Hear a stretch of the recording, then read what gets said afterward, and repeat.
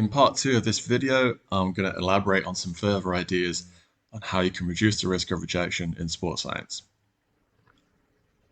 So part two is more about the application process. I've been through this so many times and just give you an idea of some of the ways that I went wrong and some of the things that you can do better as you start to apply for stuff. Firstly, your CV is really, really key. It's something that's the cornerstone of your application. It's the first part that the employer sees, and it's got to be spot on. And I would recommend going onto my channel. There is a video there you can see how to write a CV. I will start to include more videos on the channel about CVs where they go wrong. And it's really important that you take the time to make sure it's right. This takes time. The first couple of drafts of the CV, that might not be great. That's normal. It takes a few of those to get it right and just getting the basics right, such as the formatting of the CV, the spelling, the grammar. Have you kept it to 2 pages? Common error is having a 3 or 4 page CV with irrelevant information. And this last point is the hard part. Are you selling yourself? It's very unnatural as human beings typically to be overly confident and brash about what you've achieved, what you've done. And that's something that takes time to get used to as well. Secondly, the interview. You have to prepare meticulously to get it right, to be the best that you can be in that situation. And I say these things because they're things I went wrong with during my many interviews over the past 10 or so years. Researching a company. So one of the first questions in an interview could be, what do you know about us? Or how do your values align with the values of our company? If you can't answer that, it's a really bad start. Secondly, the job description. Sounds really obvious, but you need to read that, cover to cover. You have to spend a lot of time looking at that. How do you fit to that? Because that's what they're going to assess you on in the interview. And then some of the more simple things that you need to get right, which sound really obvious, but people still get wrong. They could be 5 minutes late. They're not dressed appropriately. They haven't prepared questions and how they're going to answer them. And also your questions at the end of the interview. You always get asked at the end, do you have any questions for us? Doesn't look great if you say no without explaining yourself. So you do need to think about some very thought-provoking questions. They get the panel thinking. Next, I'd say learn from each failed application. Where did you go wrong? And a good starting point is a previous video I've mentioned earlier on. 5 reasons why you're not being employed in sports science. It's a good start. And with that video in mind, something I said before is kind of 3 stages. Firstly, if you get rejected, well, the company's the first place you go to for feedback.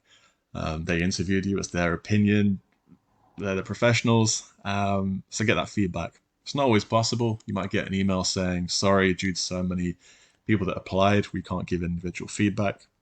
It's frustrating, but it happens. So get someone else. Could be a lecturer, could be a previous employer, anyone professional that has a good eye for this sort of thing. And also self-reflect. I'm not saying you'll pick holes in every area that you went wrong, but there'll be certain areas for you that'll be really obvious. You look back and think, why did I say that? Or how did I fluff that question up? I should have prepared for that question. And for me, I still use all 3 of these, but I will self-reflect a lot. And I suppose some of the things that I've done have been self-taught and improving for the next interview. And finally, I really suggest that you speak to your lecturers about this, because we do know a thing or two about rejection. As I said in the previous video, we get rejected all the time. It's an ongoing process. So, it goes back to networking. So it's 2 birds with 1 stone if you speak to your lecturers too. So after class, if it's face-to-face, hover around at the front, ask questions. If it's on Zoom, stay on the call at the end. Set up emails, set up meetings, have a Zoom call. And don't just speak to one lecturer. You might get someone who's really negative about rejection, really dour, and kind of scares you. Hopefully I'm not scaring you speaking about this, but maybe I do. Maybe you need a second voice, a third voice. So I would speak to a range of people to get their opinion and take the wisdom from a number of people that have had their own individual personal situations.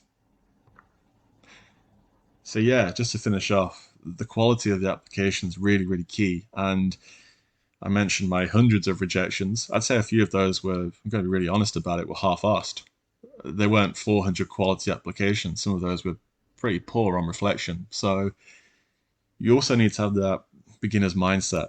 For me, I'm 30. I've been rejected for about 10 years in sports science now, here or there. And each time it's a beginner's mindset. There's never an ego of, I should have got that job. I'm really good for this position. You have that inner confidence, but if you get rejected, find out why. So be open to feedback as well. Be coachable.